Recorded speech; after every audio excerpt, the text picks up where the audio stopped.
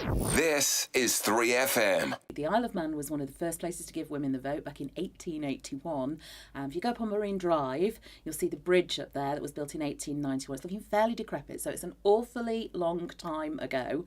And yet, last Tynwald, we had one female. And yes, we had Claire Christian as president, but one female when, over half of the population is female. So, I don't want over half of Tynwald to necessarily be female, but I'd like an awful lot more balance.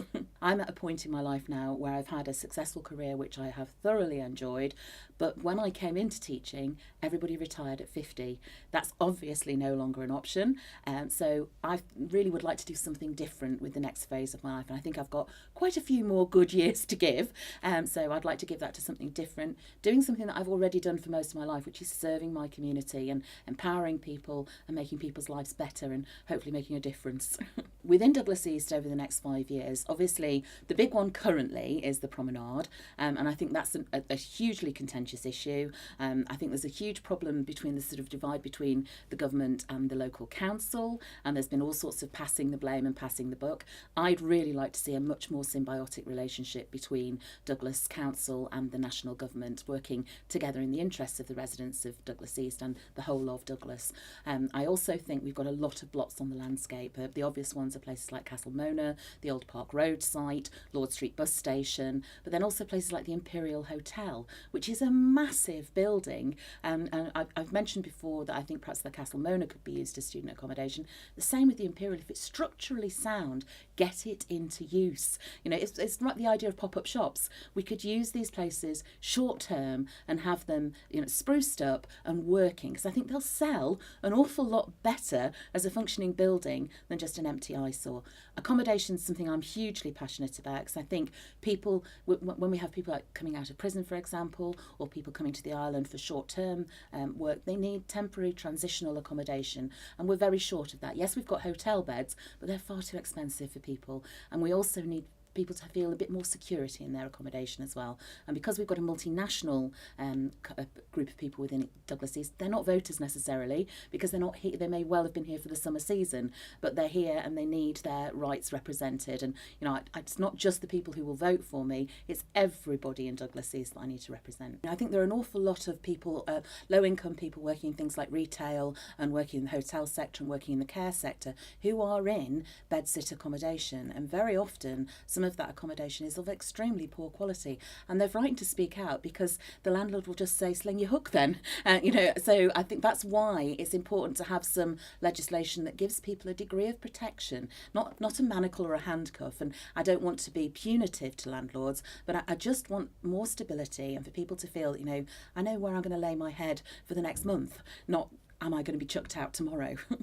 My major concern with education is the linked issue of the public sector pensions. I think we have to be very, very careful. It's difficult to recruit and retain staff on the island at the moment. Not impossible, but it's difficult. And obviously, it's a positive choice that people have to make. Some people coming from across don't necessarily adapt to island life. And so we're always going to have a turnover of staff. The schools that I've worked in the Isle of Man, which are both Castle Rushen and QE2, have had a far more stable staff than the schools that I've worked in across. And although we have short-term shortages in specific subject areas, it's nothing like the problems that I experienced before I came to the Isle of Man. I taught geography in my last school. The class that I taught for their GCSE year had 37 different teachers in year 10. So, I think we are actually in a relatively good position. What I think we have to make sure is that we maintain that position and that we don't throw out the baby with the bathwater, really. If we have a punitive public sector pensions agreement, and if we've got less good conditions of service and pension expectations than the UK, which is still up in the air, then I think we're in danger of not attracting people of the calibre that have made our island's education and health service as good as it is. We have to keep on the island the right people. The University Centre on the Isle of Man offers a range of innovative and exciting courses, but it can't offer the full spectrum.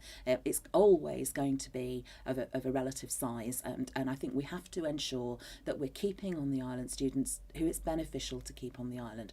There are some students who are offered places at really prestigious universities across, but opt to do similar courses on island because of economic necessity, and that's where I'd like to see us being able to offer scholarships. Equally, for students doing things like a medical degree, for example, they can't possibly do that on the island. The fees for that are higher. So I think if our young people going off to do medicine agree to come back and spend 5-6 years on the island after they've qualified, then it's reasonable for the government to pay their fees, or for the health service to pay their fees within that department.